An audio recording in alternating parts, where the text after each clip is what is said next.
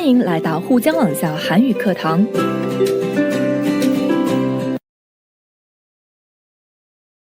여러분 안녕하세요. 아라예요. 지난 수업 시간에 교육관에 대해 어떻게 들으셨어요? 한국은 실제로 교육을 아주 중시하고 있는 나라예요. 특히 한국의 강남 대치동은 교육으로 아주 유명한 동네거든요. 이 동네의 학원에는 유명한 강사들도 아주 많아요. 그래서 공부를 잘하는 사람들은 거의 다 이 동네에 있다고 하네요. 자, 그럼 여러분은 여러분의 나라에서 혹시 학원을 끊어봤어요? 예를 들면 영어 학원이나 피아노 학원 등등이요. 예전에 제가 학교 다닐 때는 주로 과외를 많이 다녔던 것 같아요. 이제는 성인이 되어 출근을 하니 여가 시간에는 학원에 다니면서 무언가를 배울 수 있을 것 같아요. 여러분은 어떤 학원에서 무엇을 배우고 싶나요? 저는 배우고 싶은 게 너무 많아요. 예를 들면 피아노도 배우고 싶고, 영어 공부도 좀 더 하고 싶고, 춤 같은 것도 배워보고 싶고, 요리 학원도 다니고 싶어요. 자, 그럼 이번 수업 시간에는 구체적인 교육 내용에 대해 공부를 한번 해볼게요. 자, 그럼 이번 어휘 수업에는 어떤 관련 어휘들이 있는지 빨리 볼까요? 자, 먼저 어휘를 한번 읽어드리겠습니다. 교육제도, 공교육, 의무교육, 공립학교, 사립학교, 실업계, 예체능, 영재, 사교육, 강사, 수강생, 보습학원, 논술학원, 과외. 자, 그럼 이런 어휘들은 무슨 뜻일까요? 여러분은 다 이해하셨나요? 자, 그럼 구체적인 의미를 같이 또 볼게요. 첫 번째, 교육제도. 교육 관계의 규정과 제도를 말하는 거예요. 공교육 볼게요. 국가기관이나 지방 공공단체가 관리하고 운영하는 학교를 말하는 거죠. 의무교육은 국가에서 제정한 법률에 따라 일정한 연령에 이른 아동이 의무적으로 받아야 하는 교육을 말하는 거예요. 공립학교, 지방자치단체가 지방비로 세워서 운영하는 학교를 말하는 거예요. 사립학교, 개인 또는 사법인이 설립하여 경영하는 학교를 말하는 거예요. 실업계, 실업의 범위나 영역을 말하는 거죠. 예체능, 예능과 체육을 가리키는 말이에요. 자, 다음 영재를 볼게요. 뛰어난 재주 또는 그런 사람을 말하는 거죠. 부모들은 자신의 자식을 영재라고 생각하죠. 네, 저희 부모님들도 제가 어렸을 때는 영재인 줄 알았어요. 다음 사교육 볼게요. 사립학교와 같이 법인이나 개인의 재원에 의하여 유지되고 운영되는 교육을 말하는 거죠. 강사 볼게요. 학교나 학원에서 위촉을 받아 강의를 하는 사람을 말하죠. 수강생, 강의나 강습을 받는 사람, 즉 강의를 듣는 사람을 말하는 거예요. 보습학원, 일정한 학과 과정을 마치고 학습이 부족한 교과를 다시 보충하여 익히는 학원이에요. 논술학원, 어떤 것에 대해 의견을 논리적으로 서술하는 것을 가르치는 학원이에요. 과외, 학교에 정해진 교과 과정 이외에 비공식적으로 하는 수업을 말하는 거죠. 과외는 학원과 달리 학원이 아닌 집이나 커피숍 같은 데서 선생님이 직접 오셔서 수업을 하시는 경우를 말하는 거예요. 자, 이제 어휘들을 다 아셨나요? 그럼 같이 연습 문제를 한번 해볼게요. 1번. 다음 표현을 익히고 빈칸에 알맞은 말을 골라 쓰십시오. 먼저 어떤 어휘들이 있는지 같이 살펴볼게요.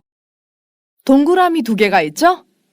동그라미 왼쪽에 보시면 공교육이 있어요. 공교육에는 어떤 어휘들이 있는지 볼게요.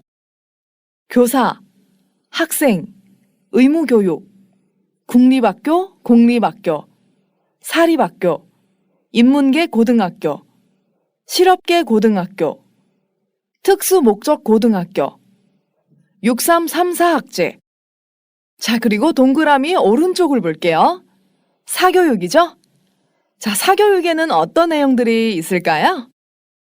강사, 수강생, 학원, 외국어학원, 보습학원, 음악학원, 무용학원, 미술학원, 컴퓨터학원, 논술학원.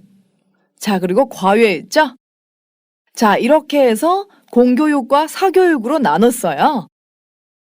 자, 그럼 공교육과 사교육 사이에 겹쳐지는 부분이 있죠? 즉, 공교육이기도 하고 사교육이기도 하는 부분이 있어요. 같이 볼게요. 예체능 교육, 외국어 교육, 영재 교육, 조기 교육, 직업 교육. 네, 이런 것들은 학교나 학원에서 다 학습할 수 있다는 뜻이죠. 자, 동그라미의 공교육을 다시 한번 보겠습니다.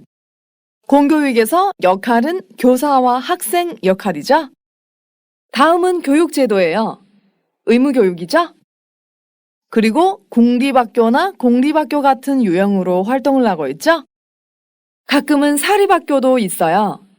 사립고등학교, 사립대학교 등등. 사립학교라 하더라도 만약 어떤 공공단체가 관리하고 운영을 한다면 이것도 역시 공교육에 속하겠죠?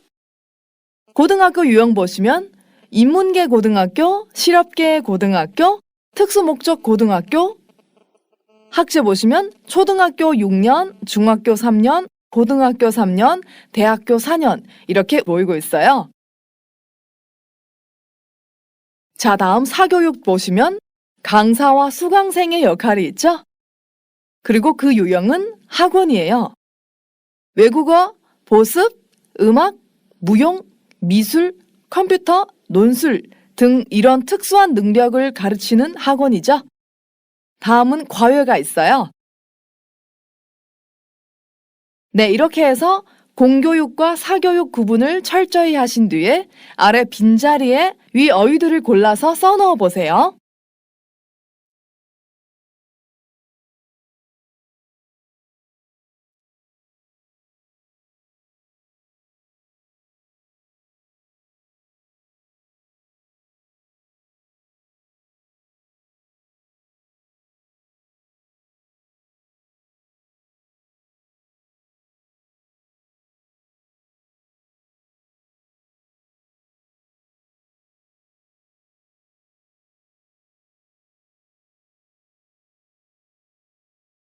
네, 다 쓰셨나요? 같이 볼까요? 현재 한국은 중학교까지 의무 교육을 실시하고 있다. 여기에서 중학교까지라고 했기 때문에 의무 교육이겠죠? 그래서 학교 교육비가 들지 않는다. 그런데 요즘 부모들은 아이가 서너 살부터 조기 교육을 시키기 위해 여기저기 사설 학원에 보내느라 교육비 부담이 크다. 자, 여기 보시면 조기 교육을 시킨다고 했죠? 자, 조기 교육은 공교육이기도 하고 사교육이기도 하죠? 그런데 빈자리 앞에 보시면 사설이라고 했기 때문에 학원이라고 쓰셔야 돼요. 자, 다음 보겠습니다. 예를 들면 피아노, 바이올린, 플룻 등의 악기, 발레, 그림, 글쓰기, 태권도 등 여러 분야의 다양한 무슨 교육일까요?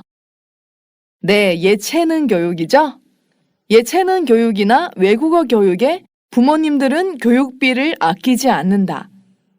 여기에서 조기 교육, 早期教育的意思. 사설, 私设, 私办, 私营的意思。那这段话的中文大意是什么呢？目前韩国到中学实施义务教育，所以不花教育费。但是最近父母们从孩子3、4岁开始，为了给他们进行早期教育，到处把他们送去私营的培训班，所以教育费负担大。比如钢琴、小提琴、长笛等的乐器，还有芭蕾、画画、写作、跆拳道等许多领域的多样的文体系教育或外语教育，父母们不吝啬教育费。자, 내용은 다 이해하셨죠? 그럼 계속해서 다음 단락 볼게요.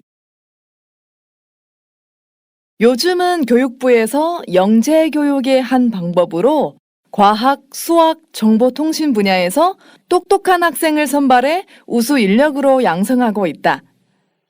빈자리의 뒷부분 보시면 과학, 수학, 정보통신 분야에서 똑똑한 학생을 선발한다고 했죠? 그럼 이건 무슨 교육일까요? 네, 바로 영재교육이죠? 계속해서 볼게요. 이 선발 시험에 합격하면 과학고 같은 특목고에 입학하기가 훨씬 수월하다고 한다. 여기에서 과학고 같은이라고 했죠? 과학고는 과학고등학교를 말하는 거예요. 자, 이런 고등학교는 어떠한 목적이 있는 고등학교를 말하는 거죠? 그래서 특수 목적 고등학교, 생략해서 특목고라고 쓰시면 돼요. 다음 볼게요. 일반 인문계 고등학교에는 대학에 진학하려는 학생들이 다니고 실업계 고등학교에는 취업에 필요한 여러 기술을 배우려는 학생들이 다닌다. 빈자리 앞에 보시면 일반 그리고 뒤에 고등학교라고 했죠? 대부분 사람들이 다니는 고등학교는 일반 고등학교겠죠? 저도 일반 고등학교 나왔어요. 그리고 또 뒤에 보시면 이런 고등학교에는 대학에 진학하려는 학생들이 다닌다고 했죠? 그래서 인문계 고등학교라고 쓰셔야 돼요. 다음 두 번째 빈자리 뒷부분 보시면 취업에 필요한 여러 기술을 배우려는 학생들이 다닌다고 했죠? 자, 이런 고등학교는 실업계 고등학교라고 해요. 인문계 고등학교, 人文系高中也可以理解为我们的普通高中，主要是为了升大学的高中。我们也可以说成人文高中。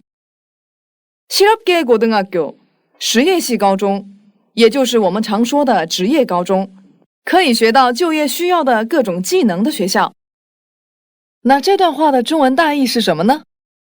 最近教育部作为因材教育的一种方法，在科学、数学、信息通讯领域选拔聪明的学生，培养为优秀人力。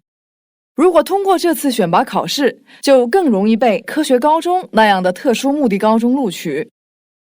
一般人文系高中是由打算考取大学的学生们就读，实业系高中是由想学习就业需要的各种技术的学生来就读。 자, 이제 한국의 교육 형태에 대해서 좀 아셨나요? 네, 한국의 이런 교육 형태와 우리나라의 교육 형태가 어떻게 다른지 머릿속으로 한번 생각해 보세요. 자, 그럼 계속해서 연습 문제 2번 보겠습니다. 2번. 여러분 나라에서는 무슨 교육이 어떻게 이루어지고 있습니까? 이 표현을 사용해 이야기해 봅시다. 요즘 우리나라는 어떤 교육이 이루어지고 있어요? 대체적으로 한국이랑 비슷하지만 그래도 약간 다른 부분들이 있죠? 이제 그 부분들을 비교하면서 쓰면 더 좋아요. 그럼 여러분 먼저 써보세요.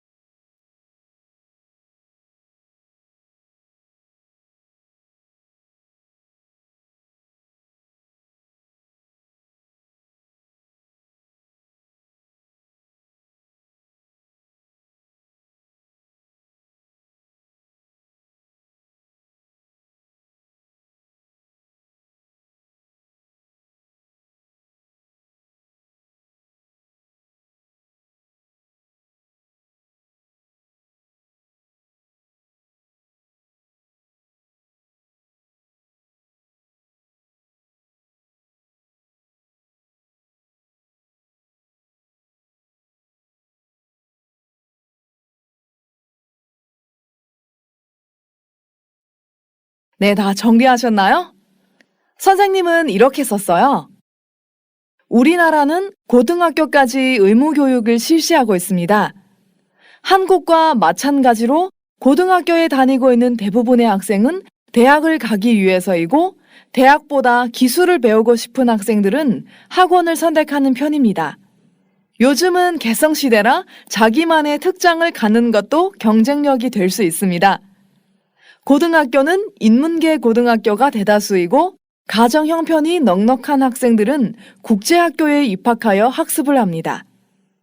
또 우리나라의 대학교는 대부분 공립대학이고, 사립대학은 교육비도 비싸고 국가에서 인정을 못 받는 경우가 많아 선호하지 않고 있습니다. 자, 우리나라와 한국의 교육 형식에서 가장 다른 부분은 아마 대학교의 형태인 것 같은데요. 한국의 대부분의 대학교는 사립학교예요. 그리고 중국의 대부분의 대학교는 무슨 학교일까요? 네, 바로 국립학교나 공립학교라고 하죠. 한국의 대학 중에는 공립학교가 많지 않기 때문에 그만큼 경쟁이 치열하겠죠. 옛날에는 국립학교를 많이 선호했지만 요즘에는 사립학교의 교육의 질이 점점 올라가고 있기 때문에 많은 사람들은 비싼 교육비를 내고도 사립학교에 많이 가더라고요. 우리나라 같은 경우에는 대부분이 국립학교나 공립학교죠. 특히 사립학교 같은 경우에는 요즘에도 많이 좋아진 학교가 있긴 하지만 대부분의 사립학교가 아직 인정을 받지 못했어요. 그래서 사립학교는 교육비도 비싸거니와 교육의 질도 그리 높지 않다고 생각하는 사람들이 아주 많아요. 자, 다음 또 보겠습니다. 이번에는 학원에 관한 제 생각을 적어봤어요. 요즘에는 별의별 학원들이 아주 많습니다. 단순히 어떤 기술을 배워주던 데로부터 이제는 연애하는 방법을 가르쳐주는 학원도 생겨났더라고요. 이거 외에도 희한한 학원들이 아주 많은데 더 놀라운 것은 이런 학원들이 인기가 아주 많다는 것입니다. 물론 시장의 수요로 생겨난 것 같습니다. 그리고 대학에 가는 것보다 특수한 능력을 키우기 위해 학원에서 공부를 하는 사람들이 날로 늘어나고 있습니다. 학원하면 주로 외국어 학원이나 피아노 학원 등 이런 기술적인 능력을 가르치는 학원을 생각하게 되죠. 하지만 요즘에는 책에서 배울 수 없는 것들을 정리해서 프로젝트로 만들어서 교육을 실시하더라고요. 예를 들면 연애하는 방법. 네, 그렇죠. 정말 많은 사람들이 이 방법에 대해서 잘 모르고 있어요. 하지만 딱히 배워주는 곳도 없죠. 그래서 요즘에는 이런 식의 학원들이 많이 있더라고요. 자, 다음은 부모님들의 교육열 보겠습니다. 한국만큼 중국도 요즘 부모님들의 교육열이 대단합니다. 유치원 때부터 영어 학원이며 피아노 학원이며 아이들의 조기 교육에 신경을 많이 쓰는데요. 이런 조기 교육은 아이들에게 어렸을 때부터 경쟁력을 키워주지만 반대로 아이들의 유년 시절에 심신 건강에 해가 된다는 연구도 있습니다. 하지만 사회가 발전함에 따라 영재 교육 같은 교육이 많이 각광받고 있습니다. 그도 그럴 것이 요즘 세대들은 취직할 때 기본적으로 외국어는 꼭 필요로 하니까요. 그리고 사회적으로 활약을 하려면 새로운 환경에 적응을 잘하고 다양한 재능이 필요해서 예체능 교육도 필요로 합니다. 자, 여러분들의 부모님은 어떠셨나요? 저희 때만 해도 학원을 많이 다니는 바람이 불지 않았어요. 하지만 요즘은 아주 어렸을 때부터 교육에 신경을 많이 쓰더라고요. 자, 오늘의 수업에서는 교육의 갈래에 대해서 공부를 했죠? 이제 여러분은 교육의 형태나 교육의 방식에 대해서 자기 생각을 표달할 수 있겠죠? 네, 그러면 오늘의 어휘 수업이 끝난 뒤에 여러분들은 현재 우리나라의 교육 형태와 그 교육 형태에 대한 자신의 생각을 한번 정리해 보세요. 我们来做个小练习吧。